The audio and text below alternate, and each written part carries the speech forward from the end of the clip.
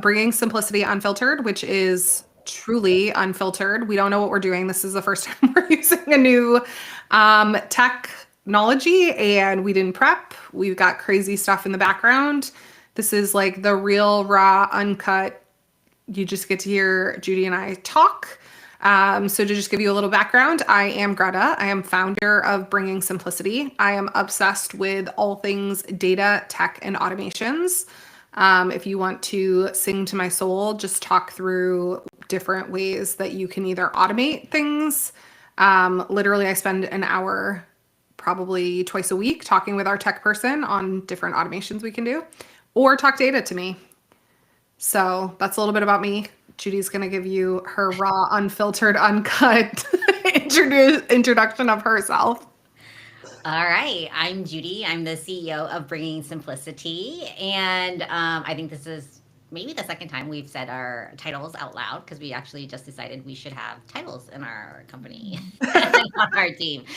So, a little bit about me. I love using data, but I do not like analyzing it, viewing it. I become paralyzed when Greta opens up a spreadsheet, but I do love all that it does for our businesses, and I love tracking it. So I love people, I love operations, I love systems, I love scaling, and I love sales and building businesses and teams.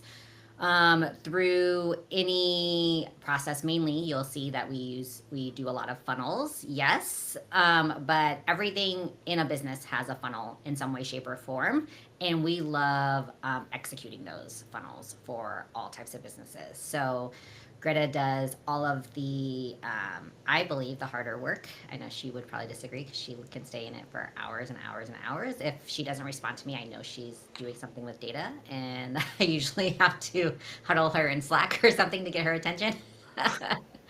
But we work seamlessly together to provide our clients with the best of both, of being able to create the data, create the databases, create all of the background that goes into building your business, and while systematizing for scale. So we're super excited to talk to you today about specifically ads and all systems and processes around ads. But before we even go into that, we have to talk about the super important part of whether or not you are ready to run ads. And Greta is usually the one who makes that decision.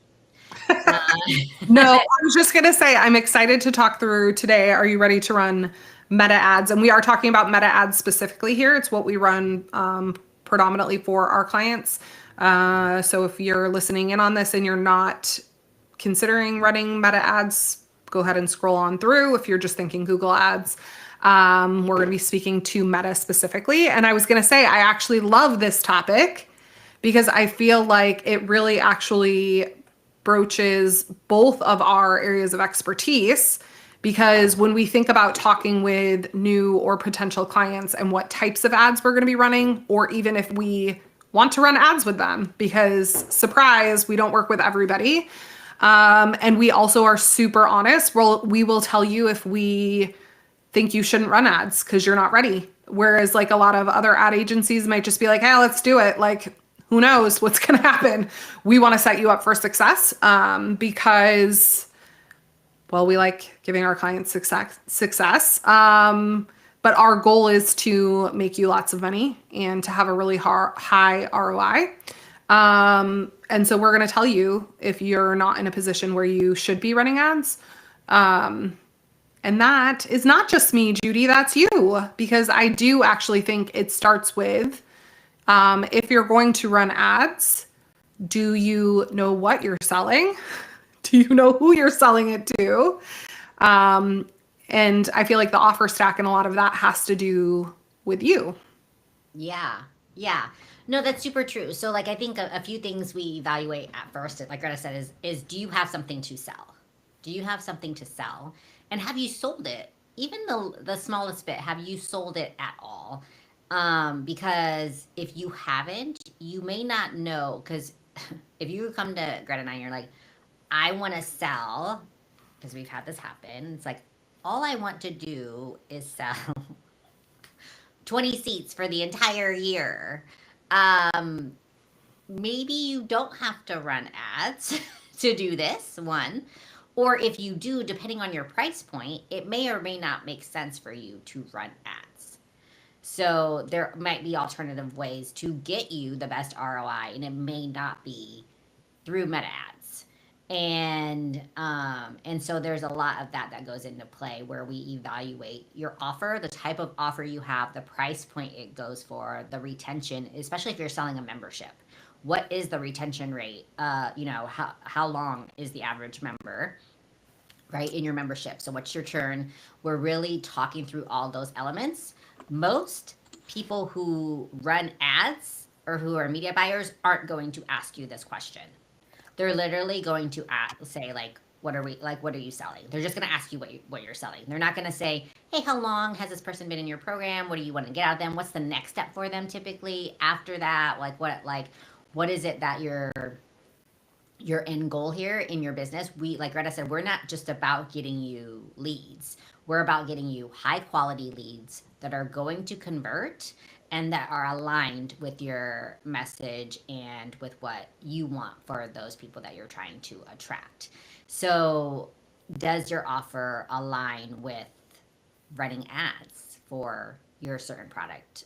Because it may not. We've worked with clients where, hey, that doesn't make sense for you to run ads, or it doesn't make sense for you to run ads right now. Would you consider changing your offer or adding elements to it to make it more attractive? So when you do run ads, it does benefit you and it does make sense for you to do it. Because if you're only making $10 per customer after all is said and done, and we're not just talking about the like paying for the ads portion. We're talking about paying for us to run your ads too. What does, like, if we give you a flow of leads, of 500 leads, can your team handle that flow? Because that's going to cost you money. It's going to cost you overhead. So Yeah, you're paying per lead. Exactly. It's not just about the money that you're putting into your ad budget. Yeah. And I think you'll hear like kind of if you've started to think about ads and you've looked into like different types of ads and stuff like that, you'll see people running low ticket offers where you maybe wouldn't make money or you would break even basically to get those leads. And so you might be thinking like, well, I might not make money off of what I'm selling in the ads. That is a true statement, except for that ultimately what Judy is pointing towards is you want to look at what is the lifetime value of that customer. And so even if you have to pay for a lead to come in or you make minimal amount of money because they're purchasing a low ticket offer, ultimately what is that lifetime value so that you can show that you're going to make money. Like we don't want to just like spend money to make no money. Like that's not what we're here for. That's not why we're in business. You're also going to want to look at how long does it take from like when you meet somebody to when they buy. So like, what is that buyer's cycle? Because your cost per lead isn't necessarily going to be as cut and dry if it takes somebody like 6 months to purchase, because you're going to keep spending that money on ads, right? Before somebody actually converts. Which gets a little bit more into it, but I know Judy sort of started to allude to, you want to really have a firm understanding of how much are you going to make off of selling this? And if you haven't ever sold it, first of all, you don't know if somebody's going to buy. So it's good to have a little bit of baseline data. And, what is the cost for you to run that program, regardless of ads? Do you have to hire a mastermind concierge? Do you have to hire other staff members? Because that all cuts into your profits as well. Yeah, totally. And you made a point, Greta, of like, what's the buyer journey? Because when people come to us and they want to run ads, it's because they want to speed that up, right? If it takes 6 months for someone to buy, they're usually like, oh, if I run ads, they see all of these ads where it's like, you don't have to do a sales call. You can sell your $100, you can make 10K months by selling your $100 offer if you just run ads and close in the DMs and all that. And that all sounds wonderful. It really does. It sounds amazing. But it's not true unless you do all of these other 10,000 things. Right. Right? Which which is another thing that Greta does and usually evaluates, and we evaluate, is before you hop on a call with us, we're looking at, we opt into your funnel, we see how many emails have we received from you, we go to all of your social media platforms, because that is the reality of today's world. If they see an ad, they're going to go to your profile. And if it is something where you have not posted and are not consistently continuing to post, and you haven't done so in like months, weeks, that really decreases your authority in the space, and decreases trust in your potential client, your lead, basically, right? So it devalues you a lot. So those are some things that we're looking at too. Is, hey, are you doing this? Because even if you do run ads, that doesn't mean that's going to decrease the buyer time for them to purchase. Yeah, and I love we were having a longer conversation kind of through this while we were in Costa Rica last week, where you talked about somebody had like lost access to their Instagram profile, and they talked about like basically to get back to where they were, it took almost a full year. And we're not saying that you have to have a year's worth of posting before you can run ads. That's not like the message here. But you do need to be consistently posting. And I would define consistently posting as posting at minimum 3 times per week. And you can do it 1 time a day. Like, we're not these people who are coming in here saying you need to be posting twice a day, story every day. Obviously, there's like a fine line. We aren't even the type of people who say you need to post every day, which could be a whole nother Bringing Simplicity Unfiltered about how I hate what people preach about the algorithm. But you do need to consistently be showing up. And I think that we try to be really honest with our clients who are kind of newer to promoting their program is like, your first round of running ads is not necessarily going to be a slam dunk, because people are waiting to see, are you going to stick around? And I would love for you to talk through that, Judy, because I know like you've read a bunch of articles and like kind of studied around that, like the psychology of that piece. Yeah, absolutely. There's so many, like, the shiny object syndrome. There's like a new guru, a new coach, a new expert, a new certified whatever popping up like every 2 seconds, like, on the internet. And so when they see a new podcast, they see a new YouTube channel like this one, for example, Bringing Simplicity Unfiltered. Hey, are we going to stick around? This is our first episode, right? Like, are they going to keep doing what they're doing? um, because they want to see, hey, is this person, like, I want to build a business and I want this person to grow with me, right? The reason why you see overnight success people is because they've been doing it for years, and all of a sudden people are like, oh, I'm gonna binge now all 1,000 episodes from Layla Hormozy, because she's like now had her podcast for forever, right? She has X amount of episodes, but usually it isn't until that like 100th episode to where people then start to be like, hey, maybe I'm going to listen to this person. And I got that from Russell Brunson. Like, literally, like, he said he started a podcast, and he didn't even look to see who watched it until like 50 episodes in or something like that, when he first started like years ago.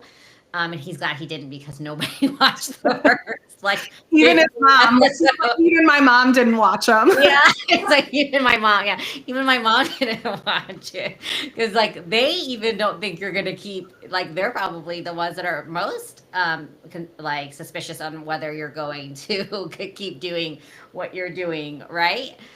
And yeah, they want you to be able to grow with them. So a little bit of the psychology behind that is, hey, is this person gonna be around for me? And we kind of do that subconsciously in anything that we do. Yeah. Like, I think, like, I even do it in products that I see. Like, if I even am at the grocery store and I see this new beverage or this new bread or something, I'm like, I don't want to go and like it. And then And then all it of a sudden, disappears. right, it disappears. They're like, we're not making this anymore. So like, you'll usually wait a little bit Yeah. and then kind of see like, oh yeah, yeah, let me like, and you probably do that for your family unintentionally in any way, shape, or form, right? Yeah. And so we do it whether we think we're doing it or not. um and it's all about, if you can do that consistently, and I trust that you do that consistently, right? Like usually you wouldn't go get a coach that isn't healthier than you, that doesn't look better than you. Like I wouldn't think that you would go get a coach who doesn't, like a fitness coach who doesn't, right? A nutritionist who Right. doesn't look better than you, because they've gone through the grunt work of all the things that you're about to experience in your business and in your life, and to have somebody to refer to and to trust for guidance. Oh Yeah. man, my internet connection, I don't know, is weird. It's saying so. I don't know if you're gonna lose me, Greta. I don't know what's going on. I don't know. Okay, so since this is unfiltered and we're not following typically we would have like talking points. No, no talking. So I would just want to like kind of recap so far. Are you ready to run ads? Oh, now mine says trying to reconnect. Make sure you have a stable internet connection. I do. I know. I'm like, I do. Okay, so are you ready to run ads? So the first thing is, do you have an offer that it has at least sold a handful of times and that you have the capacity to sell a significant number, right? Like you don't want to run ads to only fill 20 seats for the year. So that's like, 2 seats a month. Not worth it. And have you consistently been showing up on social media? And we typically say for our clients, it's at least a month's worth of posting. So if that's 3 posts per week, that's 12 posts. That's kind of like one scroll of Instagram. So if somebody saw your ads and clicked, they would be able to see like, okay, so they've consistently posted. In a perfect world, it's longer than a month. We usually say at least a month. Okay, Judy, do I have to have everything figured out in terms of my customer journey prior to running ads? No, not everything figured out. Not everything. I guess that depends on what people define as everything to their customer journey. But okay, but you should have at least the first week of touch points figured out. So the initial touch point as soon as they come into your world, and then the next, um, I guess if you want to say, there's a couple of things. It depends on your offer, so there's so much that we could go into, like whether like you're doing an upsell or you're doing an event or you're doing a whatever. Yeah. There has to be at least some like 3 ways that you're adding value within the first week to them. And it could be that, hey, they're opting into your newsletter, so you're providing them with some sort of type of resource. You're hitting them with value add items, right? So I would say that's the main thing that you have to have as far as are you asking like things like if they purchase like a program, or are you just saying like they're just coming into your world? They're just coming into your world. They're just coming into your world, and after that you can kind of figure it out. But what you do have to have is time after that to develop the next activation points and touch points after that first week. But you do need to have, if like definitely 3 emails prompted and ready to go and scheduled out. Because if you don't, then how can you consistently know when you need to make changes, right? Yeah. So if you don't have those activation points and people are or aren't clicking those resources, you don't know where to guide them, especially if you have different offers. If you Yeah. have different offers, you don't know, hey, which one is the best one for them, and you're just kind of devaluing the leads, right? Like we can get you all the leads you want, but if you're not nurturing those leads, then there's nothing that we can do for you. It'd be like, I heard this recently, I can't remember which one, but like usually when you're running ads, like Greta said, like the low ticket offer is the same thing as like it's your Costco chicken. What I mean by that is Costco doesn't make money off their chicken, right? Like they sell their chicken for like $5. If you were to go buy a chicken, a raw chicken, you see like the raw chickens are like $12. Like how could Costco be selling it for half the price? A Right. cooked seasoned chicken, because Right. it's to get them to get you. And why is it all the way in the back of the store? Because they want you to see, like that'd be like walking through Costco with all these empty shelves and like all there is chicken. Like Yeah. think about that. Like your landing page is just the Costco chicken. But if you don't have any emails or anything after that, it's all you're walking through a Costco with empty shelves. Right. They don't know what they're doing next. Yeah. They They don't need know an what they're offer. supposed to do. So all they're doing is buying the chicken and walking out, and that's it because you haven't shown them anything else. So you do have to start filling your shelves, your aisles with something. Um, Otherwise, what are they going to buy? You have to direct them. People need direction on where to go. I love that. That was totally an unfiltered because I've never heard you talk about buying Costco chicken and walking past empty shelves. So you're I've welcome for never that. talked about that. That was my first time too. Yay! Okay. Here's one I'm curious, like, because we talk about this a lot. So I'm curious, like, how I've communicated this to you. Do you have to have a downloadable resource or opt in or something like that in order to run ads? um, okay. Okay. You have to have something for them. You can also have an event. You could have an event. Yeah. Yeah, What you else? have. Oh, you could also have a book a call. Yeah, yeah. So they don't have to have something, no.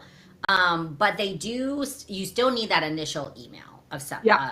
giving guidance or something. So like if you don't, you probably have something. You probably have a recording. You Yeah. probably have a YouTube channel that you can direct them to. So no, it doesn't have to be, but you do have to direct them somewhere. They need Yeah. to know like what is it? Where am I going next? Yeah. And typically, when I'm starting an ad strategy with a client, I ultimately want them to have a three-pronged strategy. So I never want all of our eggs, let's keep with the supermarket. I don't want all of our eggs in one basket. I want to diversify what we're putting out there. So when I'm structuring an ad strategy, we're typically doing reach ads, which is why consistency with your social media matters. So we're literally just driving traffic, helping people get to know who you are, establishing you as a thought leader and an industry expert with reach ads.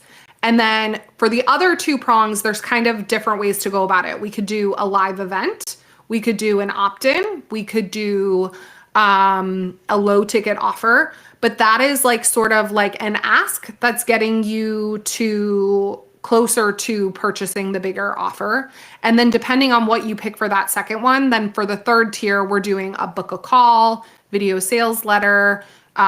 If we have a downloadable, then that's where your masterclass would go. And so ultimately, we're always trying to funnel people through three different ways. And it allows them to kind of come in from all different directions. And we see this work really well because it allows us to retarget as individuals who are clicking on downloadable things. Then we can push them to the book a call for like straight to purchase your bigger offer, things like that. It allows us to plug and play a wide variety of options. Yeah. That's the end of that thought. Yeah, no, and the way Greta does it is, I mean, it's more. When I looked at her, because it's like it's way more than that. The things that go into it, like it's way more than that. And you're like, dang, you're probably thinking, gosh, that sounds so simple. It is simple. It is simple if you've worked with somebody who's done it Yes. before, over and over and over and over again. And usually, when we meet with specifically media buyers only, they're not talking to you about this strategy. They're talking to you about only one of them. And Right. they're not going to diversify your leads and your ad strategy. And that limits your ability to reach more people. One, it allows you to connect with people organically in a way. Like, yes, we're using ads, but it's still an organic approach, especially when you're doing the reach ads. Another thing is it limits your ability to identify which strategy is the best for you and your audience as quickly as possible when you do Greta's three-pronged approach. So when you're thinking about considering doing ads, you really want to do it with this three-pronged Three-prong. approach. I don't know. I was thinking, I think I was going to make up a word there. um, because it allows you to see really what your audience is like. Really, it almost confirms what you think is going on in your reach and in your social media profiles organically. Does it convert to the same if you were to run ads and push towards it and maximize every single dollar that you're putting towards ads? And that's the goal, right? Like your goal is to figure out, hey, as quickly as possible, how do I get what my audience is doing organically, get it to ramp up with ads and do it Yeah. quicker, so that way I can have a return on investment as quickly as possible, right? So when you're thinking about all of those things, you're like, hey, I've probably, like, I've met with, tons of media buyers and I've never heard them say or speak this way. It's because usually they're not confident in doing the three different approaches at the same time, because maybe they aren't able to analyze data as quickly as Greta can, in the sense of being able to say, hey, we're ready to pivot now. Or, hey, Yeah. Greta will do it to like almost like the day between like we also have, by the way, media buyers on our team, but we're like, Greta's the ad strategist, and we look at that every single day and are like, hey, it's really high right now, but they almost to like the hour know when it's going to tip Hmm. into being good for you, or if we should make a pivot to Yep. your ad strategy. Yeah. Um, and actually, so that's an interesting, because it's been fun as I interact with a wide variety of media buyers. Obviously, like our media buyers on our team are kind of used to the questions I'm going to ask and the things I'm going to expect that they look at. But when I work with just what I would call media buyers in the wild, they are very focused on just cost per lead. And they aren't necessarily looking at the quality of the cost per lead. And when I say that, I mean they're going to try to get you the lowest cost per lead as possible, but they're not looking at whether or not that person converts. And so when I am thinking, are you ready to run meta ads? Having just either somebody you're working with who has an understanding of all of the data that goes into figuring out your cost per sale, or having that basic framework of cost per sale. And I actually recorded, I think it's like a 25 or 30-minute training in our free group that we have, Bringing Simplicity group, where I kind of go over like, these are all of the data points that we capture. And I would say like the biggest piece is, if whether you're using us or somebody else, if you don't have a strong understanding of those data points, you probably aren't ready to run ads, because what will end up happening is you'll just waste money. And if you talk to good media buyers like us, then a lot of times what we hear is like, I just like wasted a ton of ad dollars and I didn't make any money. And it's because there wasn't a direct correlation between the leads and then like appointments booked or sales made.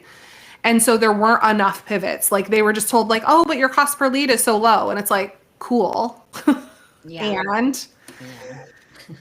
yeah. So, and tied to that, I would say, are you ready to run meta ads? If you are selling a high ticket product, which is what most of the people who we're working with, you are not ready to run meta ads if you're not willing to have sales calls, Yep.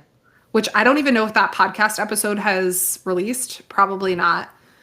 So unfiltered, you'll get to hear one where Yeah. I would literally like die on a hill that basically says like, you cannot make sales without sales calls. And we have a whole podcast episode on that. So we're not going to go into it.